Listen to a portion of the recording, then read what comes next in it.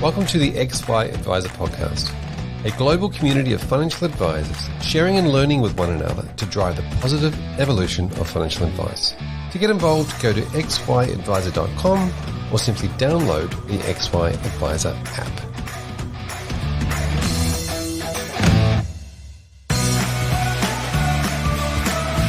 Innova Asset Management is a boutique portfolio manager that has been managing client portfolios since 2010. Innova believe in constructing portfolios that work with investor behaviour rather than against it. This is why they have built risk-focused portfolio solutions that support a goals-based advice framework. Innova's focus on risk management and their active approach to asset allocation has been designed to work through all market cycles, which was evident in 2020 when they were able to participate in the market rebound while also protecting capital on the downside.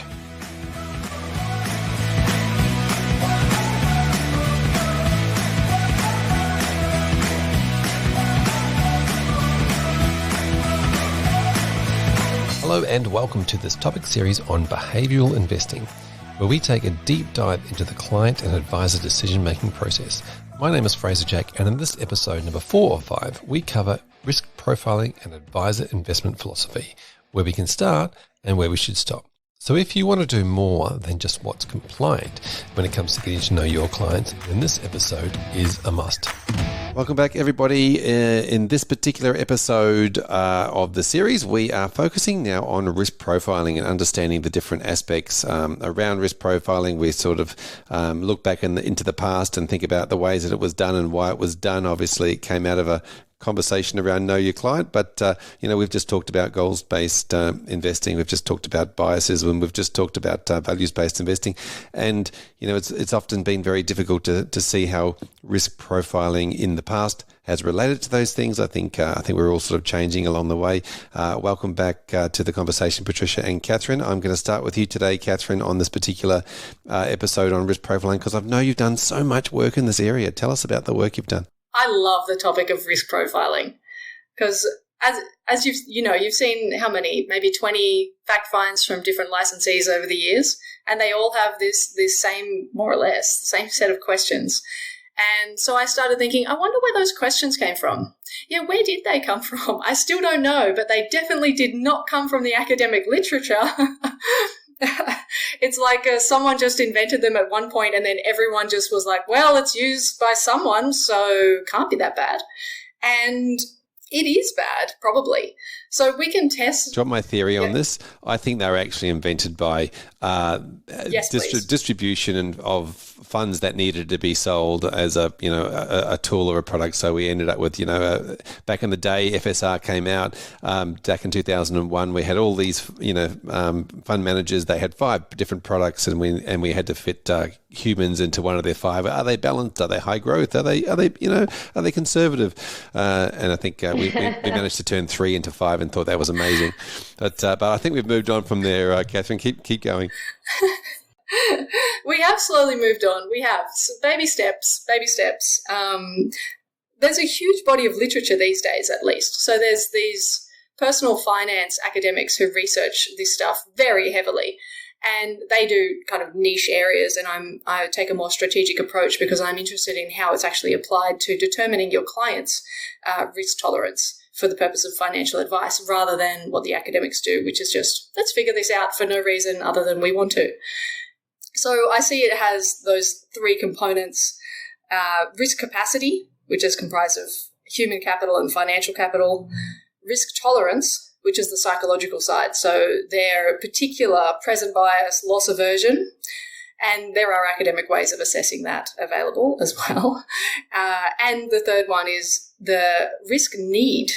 How much risk do they actually need to take for this particular goal, which is a complicated discussion in itself, but they all kind of form a part of what becomes the overall risk profile of the client, and they all are important contributors to their risk profile. They kind of feel to me almost like they're all involved in the prioritization of the goals as well. That could be true. That absolutely could be true. Especially if you take into account risk capacity, for example, we generally know where it's moving. So within risk capacity, we have human capital, which is our ability to earn income over our lifetimes. And so that decreases as we age because our number of years available to work decreases as we age.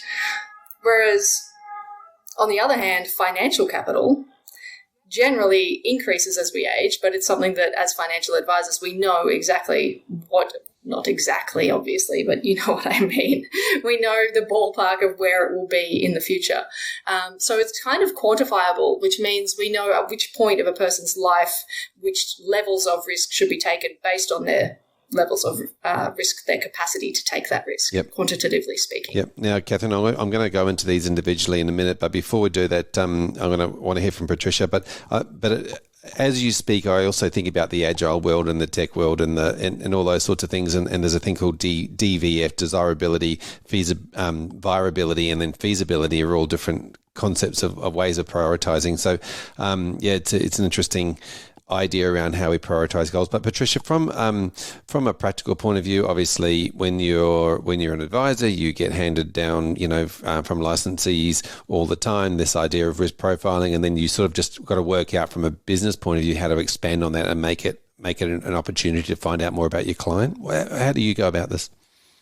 Yeah, and I definitely risk profiling is not my favorite subject in the sense of from a different angle than what Katherine came from, in the sense that they've always traditionally been pretty useless. So I think that's why us as advisors have had to use a lot of other tools to help with that.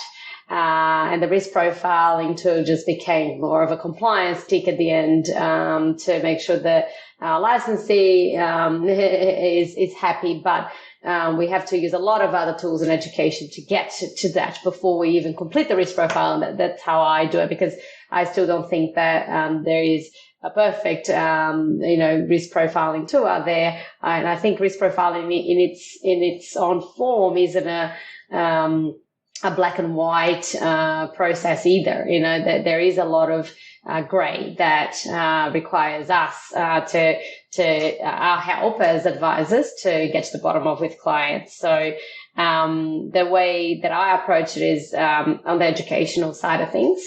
A lot of the times is talking about the different ways to invest, giving clients, a crash course into the fundamentals, the risks, but then using our professional judgment as to overlay that. And it does get a very grey, the need to take risk. I talk to clients about that a lot of the times. And a lot of the times you might have fairly wealthy clients that don't need to take risk. But then on the other hand, they can afford to take risk. So why wouldn't they continue to grow their wealth if they can still afford to? So it is a very, I think, very difficult not conversation, but a difficult subject, because there isn't a right or wrong, in my opinion. And even the different ways of risk profiling, nothing's actually right or wrong. It's at that particular point in time, for that particular purpose, for that particular goal, for that particular situation. In the mood that I'm in today, I feel like this. So I think, our job is to, I think, try to avoid the red flags, and try to focus on the potentially bad decisions that they could be making. So there's going to be a middle ground that you can deviate up and down. But we want to make sure that if they're making a bad decision, or if there's a red flag or a few things that they haven't considered, that we're bringing that to their attention, we're really explaining the consequences. That's probably how I feel about it, because the same accord, you may not need to take the risk. And, is it our job to then recommend this really conservative, put it all in cash, and, you don't need, but that's not in their best interest. So I think that clients have to help us decide what's in their best interest, and our job is to give them the tools to get to that position. Yeah, there's definitely a lot to do with the concept of taking this as an opportunity of providing them a bit more financial literacy and teaching them, and then in return, getting that understanding back and that informed consent back, that they are informed and understand what they're talking about. Katherine, I want to dive into these particular areas, capacity, tolerance, and need in a little bit more depth as we go through, so that we can open up the box and explain them a little bit in a bit more detail. Let's start with risk capacity. How do you describe that? Risk capacity, as the name suggests, is our capacity to take risk, and it's a quantitative measure. So it's not fluffy like the risk tolerance. It's black and white to some extent. So we have human capital, which decreases as we age in general, and we can calculate people's human capital. So the number of years of higher education that you have, the level within an organisation, so whether you're entry level, etc., and the trajectory of that. So whether you've been gone up a level, so to speak, in the previous 5 years. So, of course, years of experience increases human capital, even though your age must decrease your human capital, because no matter the highest level of, you might be at the peak of your career, but if you're, say, 65 years old and you want to retire at age 67, then your human capital is much lower than someone who's fresh out of university and entry level. So the human capital component is quantitative also. Yep.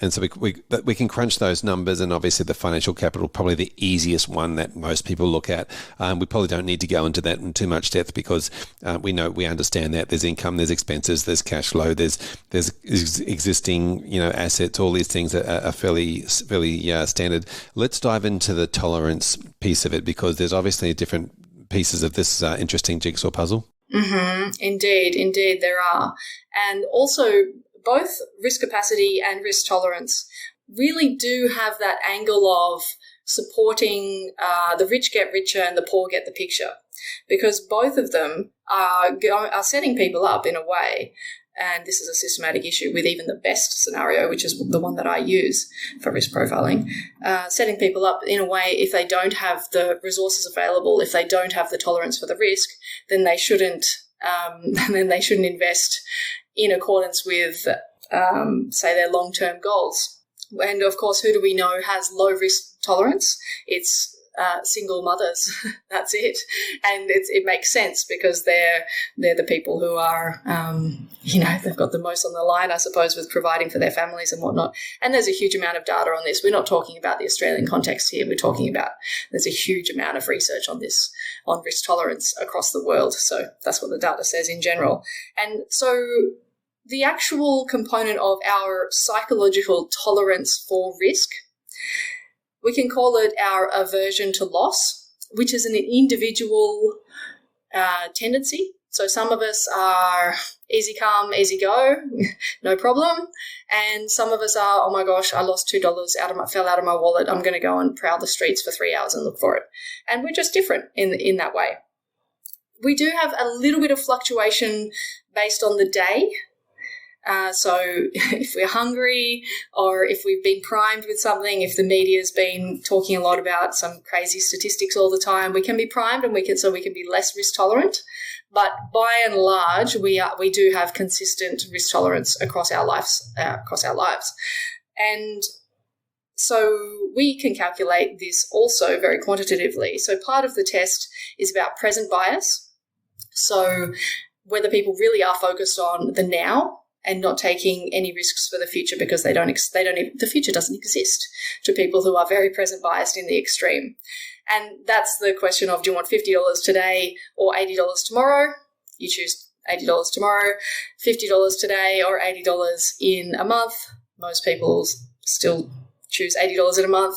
But when it moves on to $50 today or $80 in a year, even in a theoretical sense, most people will move towards the $50 choice, even though that's a pretty big return for sticking it out for a year, quantitatively speaking. So that shows us people's level of present bias. And the other way that we quantitatively assess this particular tolerance for risk is we use a gambling game. And the best way is to use kind of real money. So even if we have a small amount of money available to do this, and we say, you have $10 to gamble on these experiments, one of your answers will be randomly chosen, and you'll have the opportunity to actually win that gamble that you've chosen. And the gamble will be, would you prefer a 10% chance of winning $100 or a 1% chance of winning $1,000? And so there's all of these different possible gambles, and they just choose the 10% or the 1% or the 50% or the 10%. So there's different percentages and different amounts that they can win. And by they don't put it in, they are given, of course, the $10, but then they think that and they know it's their money and they have the actual chance of winning this particular money, real money. So then we start to move from the theoretical, which is the, oh, no, I don't like taking risk, to the practical of, this is your money on the line here. What will you choose? Because I wonder, as Patricia, from your experience, it might be the case that in the office, in those initial meetings, clients might be saying, yeah, no, we'd be pretty fine with a 20-30% drop in the portfolio. I don't think we'd be too fast. And then when the rubber hits the road, it's the, oh no, I'm not ready for this at all. So finding out where the balance between reality and what exists in their mind is a really difficult concept with risk tolerance and tolerance for risk. Is that your experience? To an extent. I think we've been lucky enough that we have educated clients quite well and have had the ups and have had the downs, and a lot of them have experienced a GFC before. So experience speaks, that's I think what counts the most, is having been there.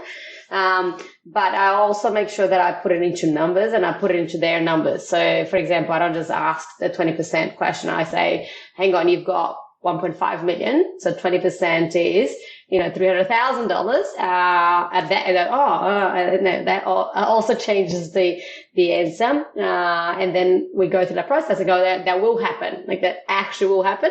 I just don't know when. So what are we going to do about it when it happens? And we work through that.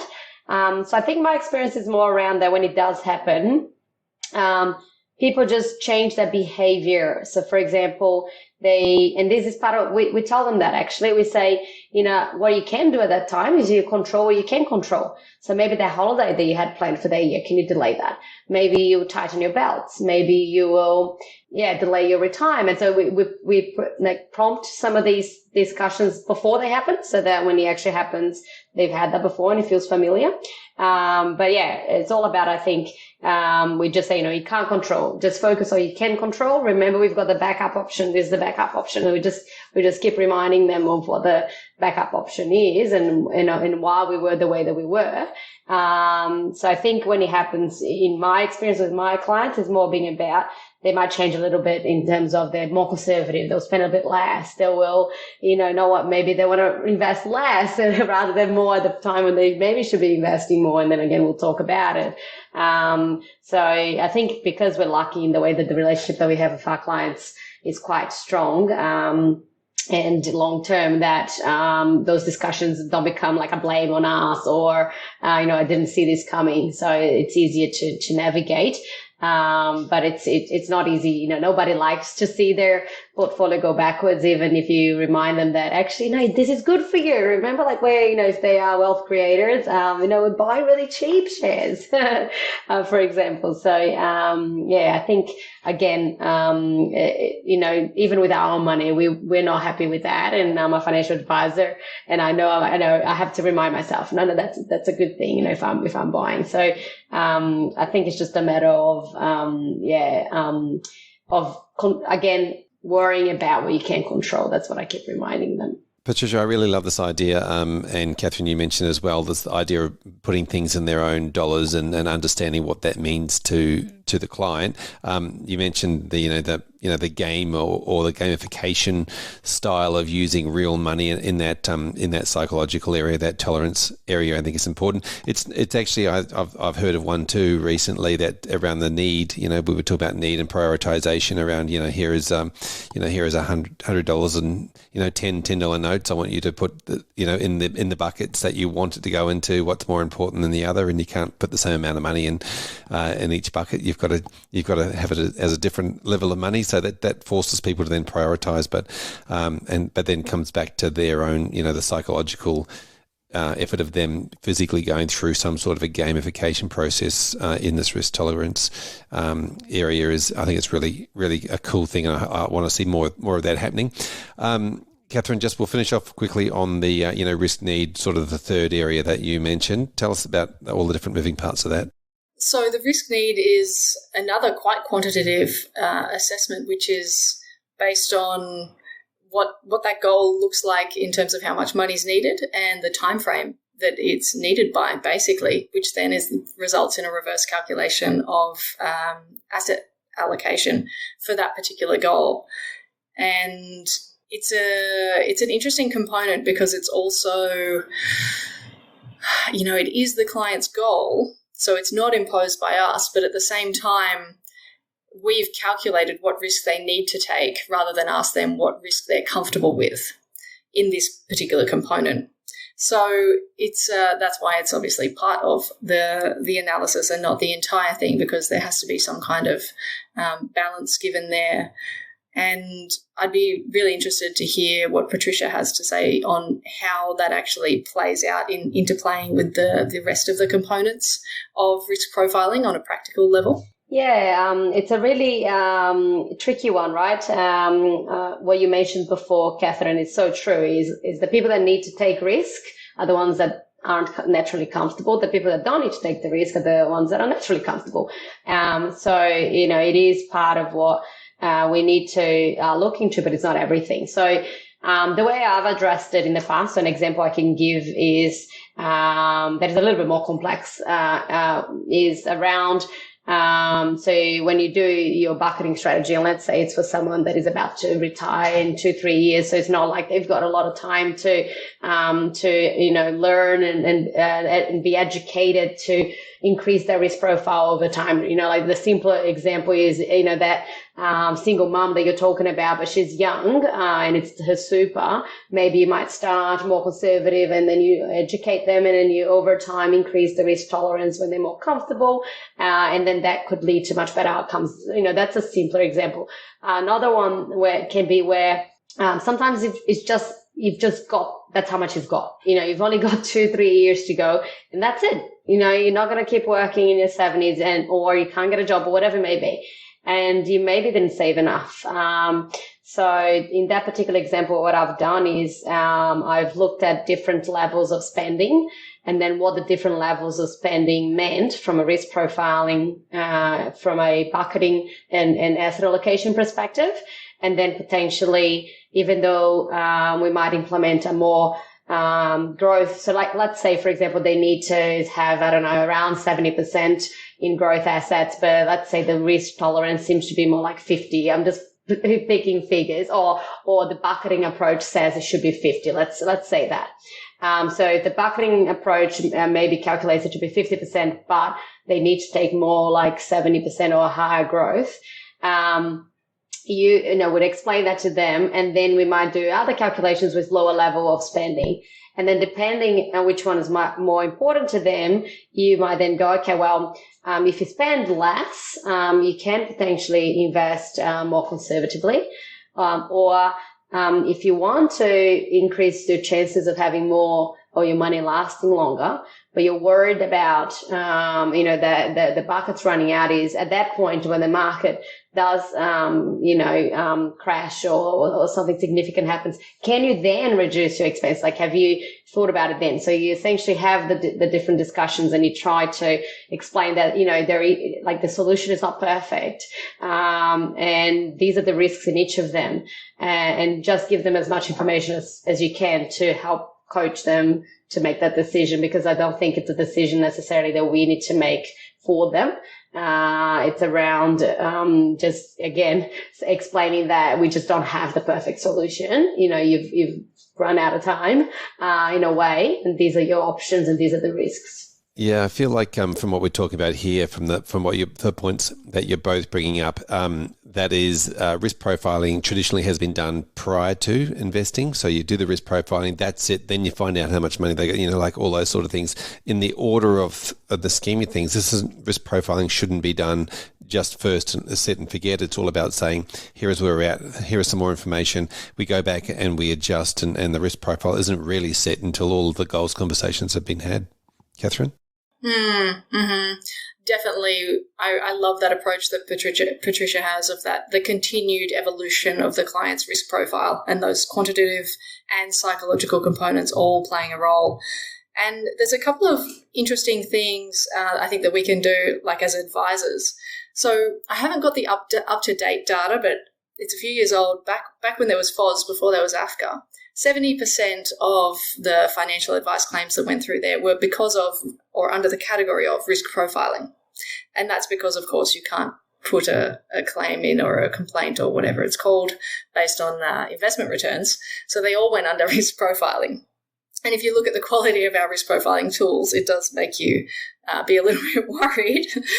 And I think a really interesting reflective tool, especially for advisors who have multiple advisors within their offices, would be to just check and see what kind of bias and influence you're making on your clients' risk profiles that come out, because we do actually have a bias and we do influence that, whether it's unconscious or conscious, probably unconscious, obviously, in this scenario.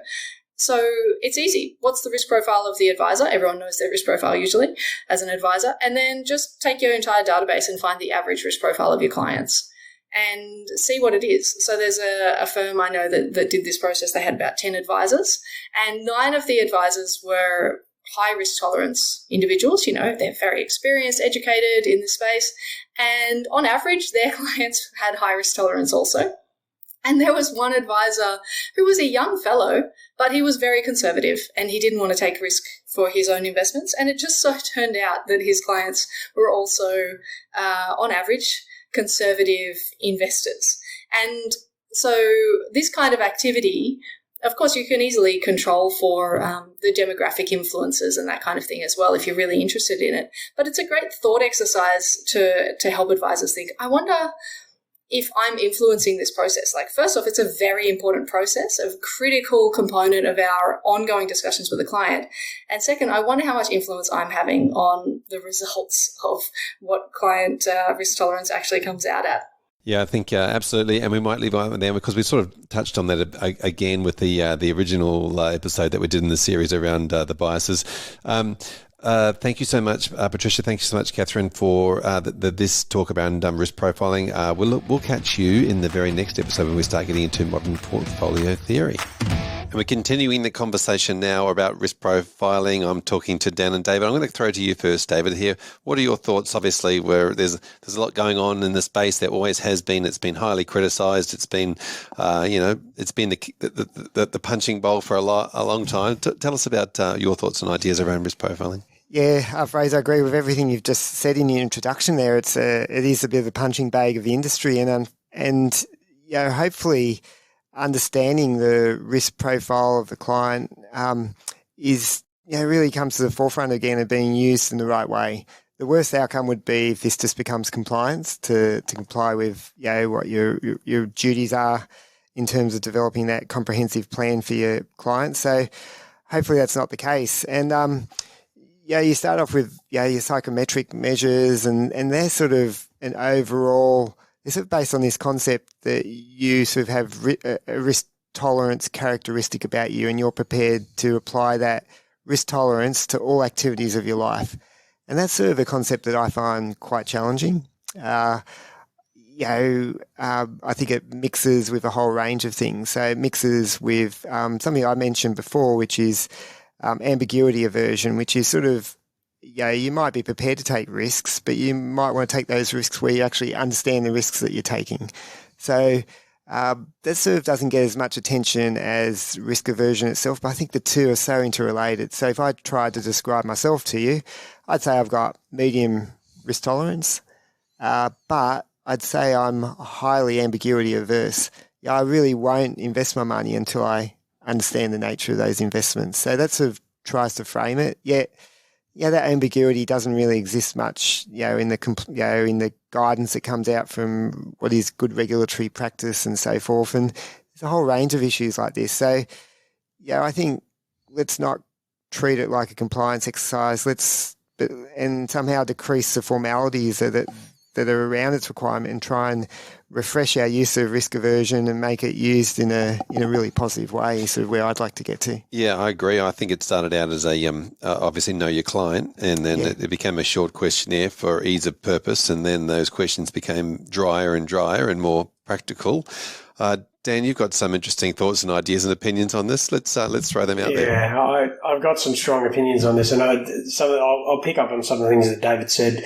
And I know we said we don't want it to become a compliance exercise. Let's be honest, that's exactly what it's become. It's become a box ticking exercise. I haven't spoken to an advisor that I would consider high quality that would go through a risk profile questionnaire, then use whatever is this they get at the end to make all the decisions for the client at the end of it. They know that is wrong. And it has become a compliance requirement, and well, let's just face it, that's what it is. But it doesn't have to be. It can be far more valuable. And the idea, David, you said that the concept of risk tolerance applying to everything across your whole life you find challenging. I would have used much stronger language. I think it's it is complete and utter garbage. The idea that you have one single risk tolerance for every aspect of your life, all goals and everything that occurs and will be like that forever is just absurd. It doesn't exist. I mean, your risk tolerance will be different based on your time horizon, based on when it is you want to achieve your goals and at what point at which you want to prioritize those. And then we don't take into account at all one's capacity to take on risk. We don't talk about risk tolerance because, whether they can sleep well at night, but what about their capacity to take on risk and also potentially their need to take on risk? Because somebody could have, very high risk tolerance and be prepared to take on massive amounts of risk, and they have huge capacity because they're quite wealthy, but there's absolutely no need given the goals that it is that they're trying to achieve.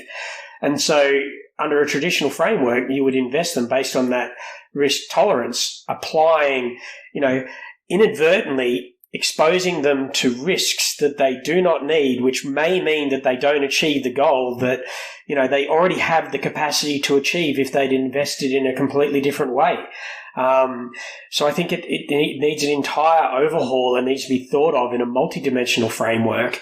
Not only just, different types of risk, so tolerance, capacity, need, the risk of not achieving your goal, but also into an intertemporal framework, as in over different time horizons, because, depending on your time horizon, you may have a different capacity or need or ability to take on risk. I have very strong opinions about that, and I really think it can be improved a lot. Yes, I think advisors have struggled with the concept of, goals-based investing, values-based decision-making, all these things that we sort of touched on in the past, and then going and opening up their standardized risk profile and go, well, this doesn't match anything, banging their head against the wall. It's definitely a tricky one, and I think one of the things that they don't take into account is that either decision-making behaviours, like past decision-making behaviours, like what sort of car do you drive? Why do you choose a top of the range or a low, whatever you choose to make, the previous decisions that you've made around money have generally been based on some sort of goal or value. So they sort of don't really take any of that into account either.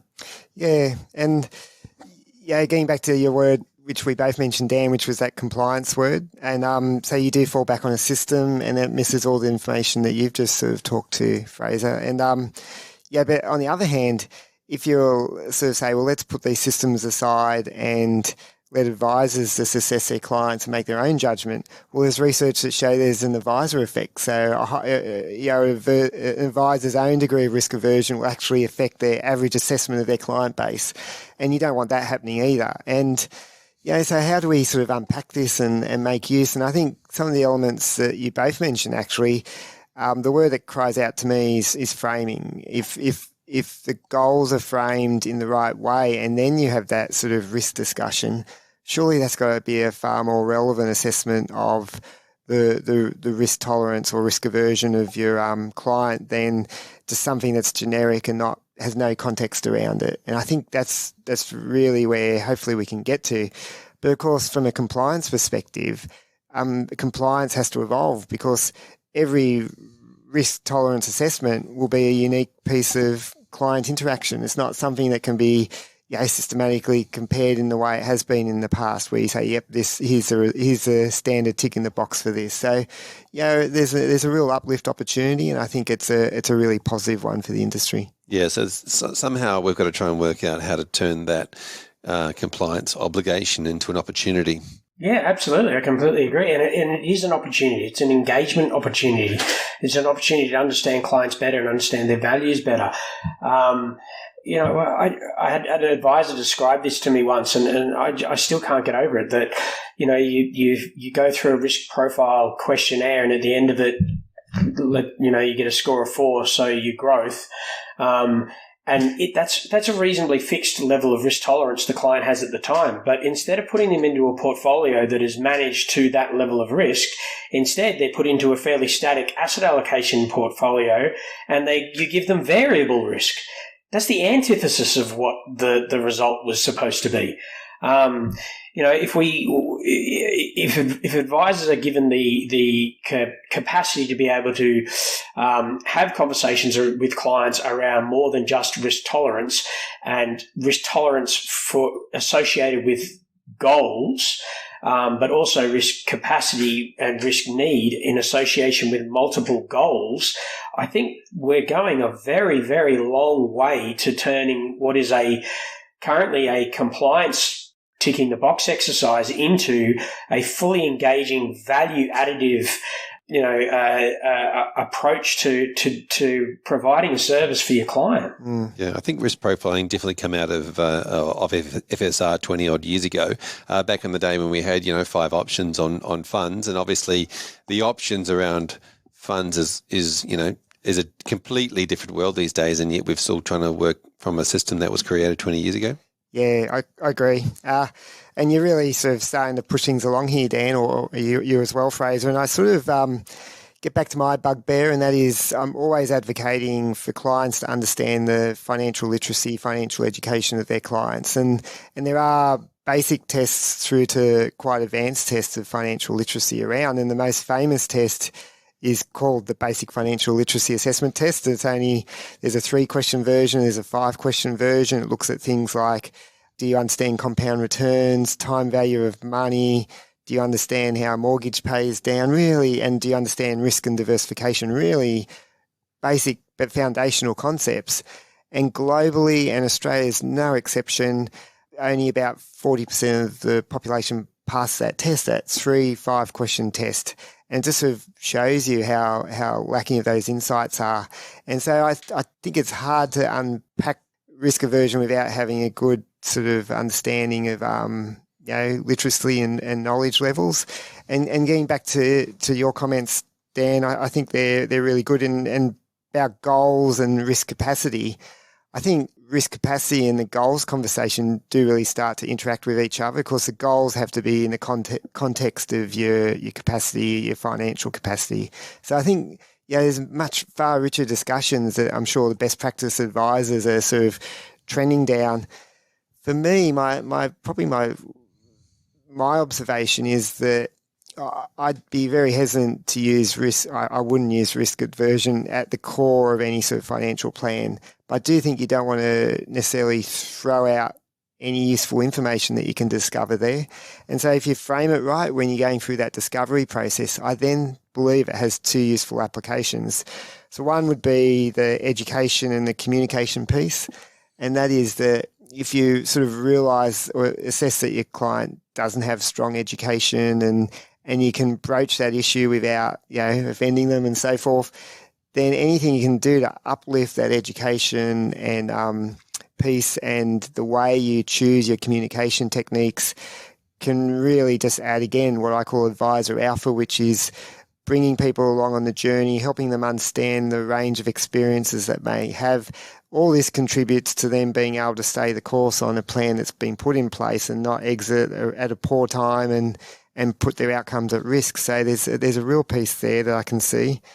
And I also think this sort of a little bit of hand-holding. I sort of think risk aversion does give you insights into the particular clients that you need to hold their hands. And so, if you do have an assessment of risk aversion, when you start to have your fast sell-offs in markets, you've probably got the order of the clients in which to call them up and say, hi, these things happen once every 5 years, once every 3 years or whatever.